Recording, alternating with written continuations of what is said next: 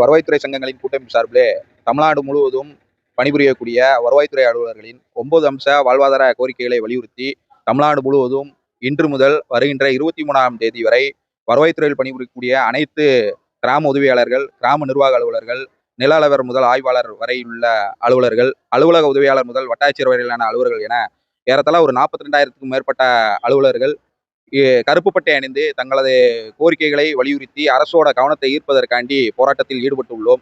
திருச்சிராப்பள்ளி மாவட்டத்தில் ஏறத்தாழ 1000க்கும் மேற்பட்ட வருவாய்த்துறை அலுவலர்கள் இந்த போராட்டத்திலே தங்களுடைய எதிர்ப்பை வெளிப்படுத்தும் விதமாக பணியிலே கருப்பு பட்டை அணிந்து பணிபுரிந்து வருகின்றனர். 23ஆம் தேதிக்குள் எங்களுடைய உயர்மட்ட குழு உறுப்பினர்களை அரசானது பேச்சுவார்த்தைக்கு அழைத்து பேசாவிட்டால் வரக்கூடிய 24/2/2026 முதல் தமிழ்நாட்டிலே பணிபுரியக்கூடிய 42,000க்கும் மேற்பட்ட வருவாய்த்துறை அலுவலர்களும் காலவரையற்ற வேலைநிறுத்த போராட்டத்தில் ஈடுபட உள்ளோம். அதனைத் தொடர்ந்து 25/2/2026 புதன்கிழமை முதல் அனைத்து மாவட்ட தலைநகரங்களும் மாவட்ட ஆட்சித்தலைவர் அலுவலகத்துக்கு முன்பாக வேலைநிறுத்தத்துடன் கூடிய காத்திருப்பு போராட்டத்தில் ஈடுபட உள்ளோம் என்பதை தெரிவித்துக் கொள்கிறோம்.